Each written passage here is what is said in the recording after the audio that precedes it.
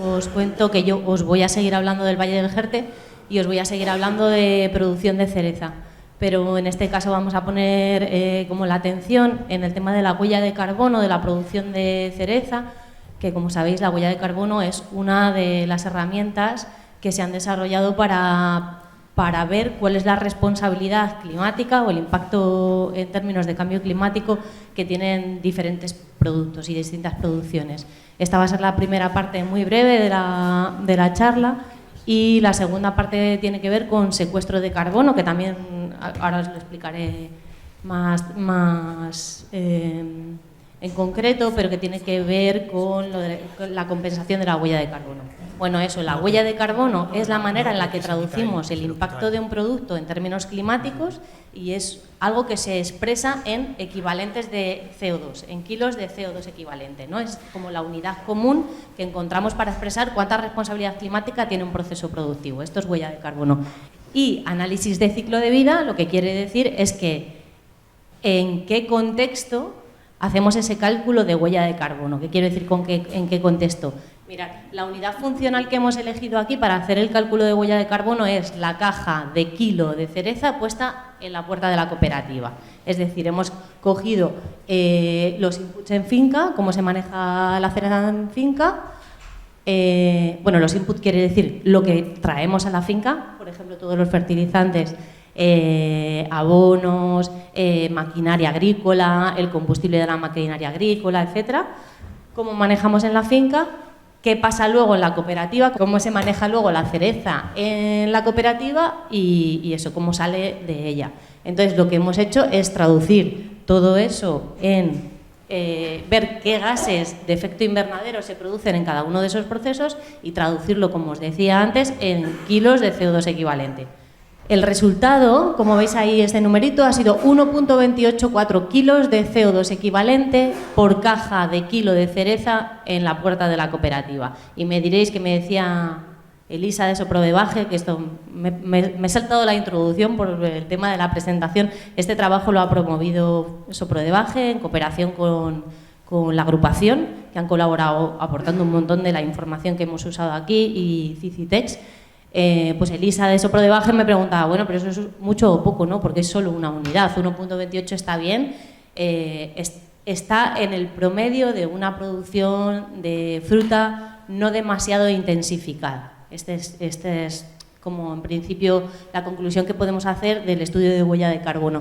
Pero quiero que os fijéis en la gráfica de arriba y veáis las proporciones en las que cada uno de los apartados, manejo en campo, manejo en cooperativa y producción del envase en el que servimos la cereza, ha impactado, ha tenido responsabilidad en ese impacto climático. Como veis, el 78% de los gases de efecto invernadero de la cereza del Jerte se producen en el manejo de campo.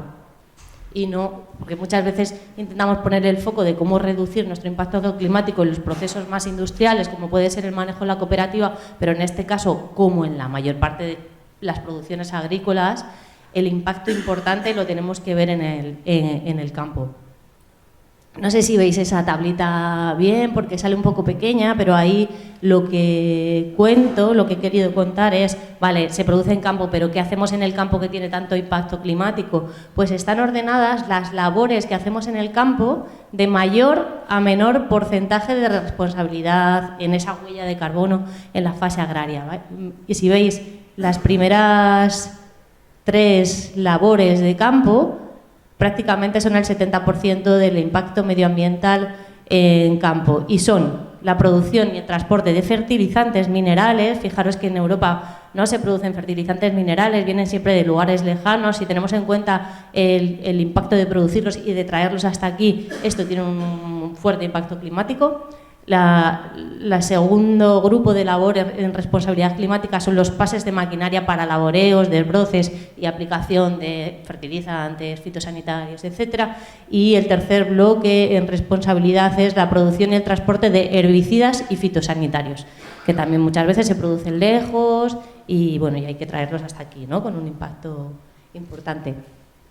Cuando hicimos este trabajo, que obviamente es más extenso, pero os cuento así como solo como las cosas más importantes, pensamos que en el caso de la producción de la cereza en el Jerte podíamos compensar de alguna manera esa huella de carbono con el secuestro de carbono en los suelos de los cerezales, es decir, con la cantidad de materia orgánica que somos capaces de estabilizar en los suelos de cerezales, porque con experiencias anteriores en otras actividades agrícolas y ganaderas, por ejemplo en ganadería extensiva y con procesos holísticos, etcétera, se ve muy claramente que el manejo que se hace de los suelos puede compensar el impacto climático de la producción de carne. Pensamos en un momento que igual en la cereza del Jerta también podía suceder esto. Entonces, bueno, pues Prodebaje apostó por un segundo proyecto en el que evaluamos cómo es el secuestro de carbono en los suelos del Jerte.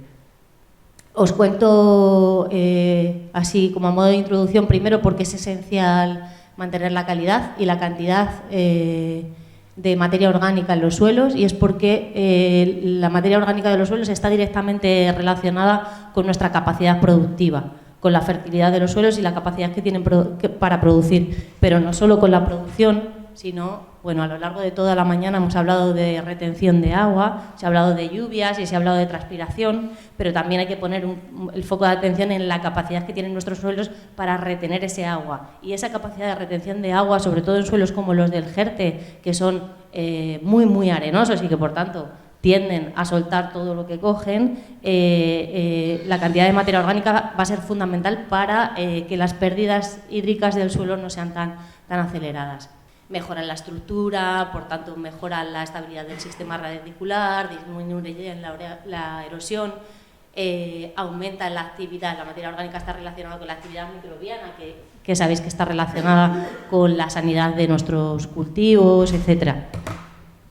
Este gráfico es de FAO y lo que pone de relieve es que, además de todo lo que os acabo de contar, sobre por qué es importante tener un suelo sano, el suelo hace otra multitud de funciones positivas como regulación climática, secuestro de carbono, que es de lo que vamos a hablar, agua, descontaminación de agua, reciclado de nutrientes, etcétera, ¿no? Como un montón de beneficios y servicios, lo que se llaman ahora servicios medioambientales. En este gráfico lo que quería compartir con vosotros es cómo funciona el ciclo de carbono y por qué está relacionado, o sea, de qué hablamos cuando hablamos de secuestro de carbono, por qué está relacionada la materia orgánica con el cambio climático, porque a veces creo que ahí hay una pérdida de información que nos impide entender esa conexión, aunque en realidad es muy sencilla, ¿no? El ciclo de carbono, igual que el ciclo del agua, es un ciclo en el que la materia no simplemente cambia de compartimento y no aparece o no desaparece. Es decir, que cuando hablamos que el problema del cambio climático es por acumulación de CO2 en la atmósfera, no es porque ese CO2 aparezca de la nada. ¿De dónde sale ese CO2? Pues sale principalmente de la quema de combustibles fósiles, que antes estaban enterrados bajo tierra, inmovilizados, y ahora los estamos sacando por combustión de combustibles fósiles y se acumulan en la atmósfera, provocando el cambio climático. ¿Por qué relacionamos la reducción del cambio climático con el secuestro de carbono en el suelo y con la forestación? Pues bueno, pues simplemente es que la vegetación, a través de la fotosíntesis, lo que hace es sintetizar materia orgánica. Como sabéis, la materia orgánica, las dos moléculas que os pinto arriba son como la estructura básica de la materia orgánica, es decir, la materia que nos compone a los seres vivos, a los animales, a las personas, a las plantas. Como veis, son estructuras básicamente basadas en carbono, es decir, que cuando la planta hace la fotosíntesis, lo que hace es que retira CO2 de la atmósfera y lo convierte en materia viva. Esa materia viva luego pasa al suelo, y ahora quiero que os fijéis en estas cifras, ¿vale? Y ahí podéis ver que la materia orgánica del suelo representa más del doble de CO2, de carbono, del que está acumulado en la atmósfera, y que, por tanto, la materia orgánica del suelo tiene una gran capacidad de almacenamiento de CO2 y de compensar ese CO2 de más que se está emitiendo a la atmósfera. ¿Cómo se secuestra carbono en el suelo? Hablamos entonces de secuestrar carbono cuando conseguimos estabilizar y aumentar la cantidad de materia orgánica que hay en los suelos, ¿vale? Es un proceso tan sencillo como el que esquematizo ahí. Si sale más carbono del que entra, por mineralización del carbono o por erosión o por pérdidas de otro tipo, si sale más de lo que entra, perdemos materia orgánica en el suelo. Si entra más de lo que sale, ganamos materia orgánica en el suelo. Así de fácil, ¿no? No tiene más complejidad. Si lo queremos explicar de una manera más de proceso ecosistémico, aquí veis eso, decimos, la materia orgánica del suelo es una relación entre lo que entra y lo que sale. En un sistema estable, o sea, un sistema que se maneja de una forma homogénea, la materia orgánica del suelo está estabilizada, ¿no? Tiene un cierto nivel. Si tenemos un manejo negativo de ese suelo, tenemos una pérdida progresiva. Esto puede ser un lapso según el tipo de ecosistema que cambie de manejo, puede ser un lapso de 20 o 40 años, no es algo que podamos estudiar constantemente, sino que necesitamos tiempos para ver cómo es la evolución. Tenderá a un sistema estable con una materia orgánica inferior en el suelo. Sin embargo, si aplicamos manejos del suelo que nos permitan meter más materia orgánica de la que perdemos, pues alcanzaremos sistemas estables con más carbono en el suelo. ¿Qué tipo de manejos dan o quitan materia orgánica en el suelo? Aquí solamente he puesto un par de ejemplos, luego veremos algo un poquito más específico. Obviamente, no hay que ser experto para ver que este suelo está perdiendo materia orgánica, se está erosionando, está perdiendo calidad, está perdiendo capacidad productiva, y estos suelos, porque están desnudos y se erosionan, y estos suelos que tienen o cobertura o cubierta vegetal o acolchados, son suelos que están estabilizados, que están ganando materia orgánica y sobre todo que no la están perdiendo por erosión.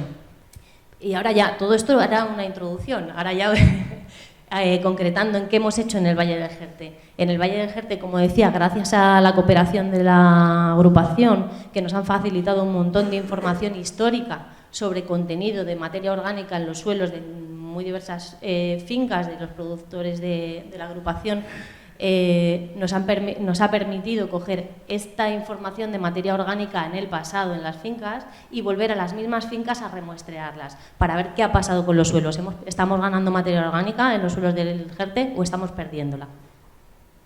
¿Qué creéis? ¿Quién piensa que se está perdiendo materia orgánica o calidad de los suelos en el Valle del Jerte en los últimos 10 años, por ejemplo? ¿Y quién piensa que lo estamos haciendo muy bien y que se está ganando materia orgánica?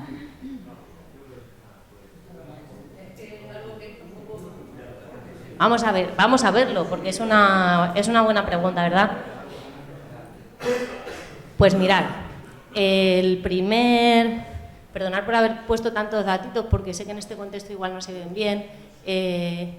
Bueno, hemos tomado este tipo de medidas de densidad aparente, y esto es porcentaje de materia orgánica y esto es stock de carbono. El stock de carbono es una medida similar a la de materia orgánica del suelo, pero hace referencia a los 30 primeros centímetros de suelo y a la hectárea, ¿vale? Eso es simplemente otra unidad para medir lo mismo. El promedio a 0,30 centímetros es más o menos de 45, y estos son los datos que nos dio la cooperativa. En promedio tenían 54,95 en stock de carbono, ¿no? Claro, tal como nos han estado explicando esta mañana Raúl y Elena, el Jerte tiene una gran diversidad, tanto de suelos como de microclimas, por supuesto de manejo. Aquí cada productor lo está haciendo mejor o peor o de forma diferente, y por tanto no podemos comparar en bloque lo que estaba pasando hace 10 años con lo que está pasando ahora, sino que vamos a ir parcela a parcela para ver cómo el manejo realmente, además de la ubicación, sí está influyendo en este contenido de materia orgánica.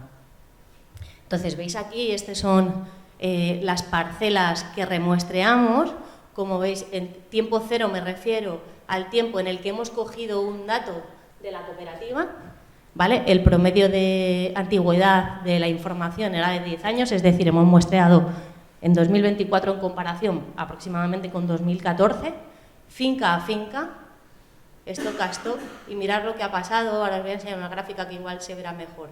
Que hay datos negativos y que hay datos positivos, es decir, que a veces ganamos materia orgánica en el suelo, en algunas parcelas se está ganando materia orgánica en el suelo y en otras se está perdiendo materia orgánica en el suelo, pero vemos que en promedio los suelos del Valle del Jerte están perdiendo materia orgánica.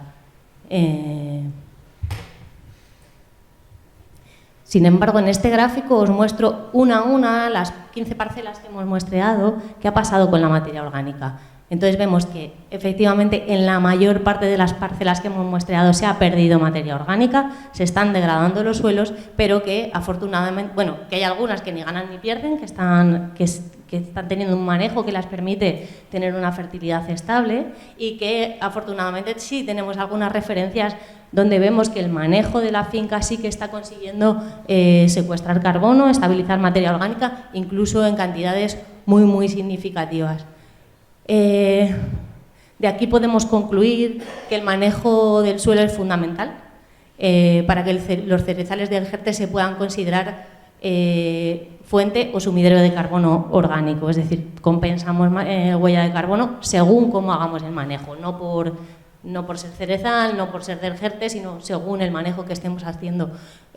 Considerar el secuestro de carbono como parte de la huella de carbono del cerezo del Jerte supone a día de hoy reconocer un incremento en el impacto climático del cultivo, es decir, como incluir los suelos no nos beneficia como pensábamos en un principio que iba a pasar en términos de huella de carbono, sino que incrementa la huella de carbono de la cereza y, como os decía, algunas fincas muestran que sí es posible mejorar el porcentaje de materia orgánica del suelo y que, por tanto, sí es posible producir cereza sin degradar los suelos. Os cuento otra cosa que creo que también hay que no traigo buenas noticias, pero sí que os quiero mostrar otra cosa, que es que estos son los parámetros que muestra FAO, el porcentaje de materia orgánica que dice FAO, que es extremadamente pobre, pobre, medianamente pobre, extremadamente rico, etcétera. Desgraciadamente hay algunos suelos de los que hemos muestreado en el Valle del Jerte que están ya en un porcentaje de materia orgánica que corresponde a suelos muy empobrecidos y que pueden empezar a tener problemas no reversibles de erosionabilidad y de degradación de los suelos. No todos, ¿vale? Pero algunos suelos sí lo están teniendo. Entonces pongo ahí, aunque en promedio el porcentaje de materia orgánica del suelo corresponde a suelos medianos o medianamente ricos, hay muchas fincas con suelos que actualmente se clasifican como extremadamente pobres y que por tanto están en una situación de degradación edáfica. Esto ya como conclusión, ¿no?, de este estudio es que ya es urgente de dejar de degradar los suelos que nos han dado de comer a tantas generaciones en el Valle del Jerte, que normalizar formas de manejo que nos permitan mantener producciones sin perder fertilidad también es urgente, es la capacidad productiva. Hay que mantener esa capacidad productiva porque si no a largo plazo no será posible seguir produciendo como se ha producido hasta ahora cereza, por mucho que mejoremos otros sistemas, y que también sería urgente restaurar los suelos que ya han sido degradados. En la última franja os muestro algunas ideas en las que habría que profundizar, ¿no?, y habría que pensar en otra siguiente fase de este proyecto en el que habláramos, sobre todo con las personas que están manejando las fincas, sobre por qué, si es un problema de conocimiento en el manejo del suelo o de resistencias de otro tipo, ¿no?, por rentabilidad o por otras cuestiones. Pero algunas claves para hacer un buen manejo del suelo es evitar suelos desnudos, que todos sabemos que el abuso de herbicidas en el valle produce grandes periodos de suelos desnudos y que por tanto son suelos que están vulnerables a la erosión del viento y del agua, etcétera. Evitar esos suelos desnudos, hacer cultivos de cobertura, es decir, mantener siempre los suelos cubiertos, lindes vivas, meter en las lindes otro tipo de cultivos que nos permitan también aportar materia orgánica en el suelo, tener una microbiota rica, etcétera. Recuperar la relación entre la ganadería y la agricultura, que es una relación que existía desde siempre, ¿no?, el uso de estiércoles porque había ganadería en la zona y entonces no teníamos que recurrir tanto a los fertilizantes minerales, que ya hemos visto que tienen un gran impacto, y bueno, insisto en restaurar tierras degradadas. Y nada, esto es todo. Muchas gracias por la atención y si tenéis preguntas, pues estaré encantada de responderlas.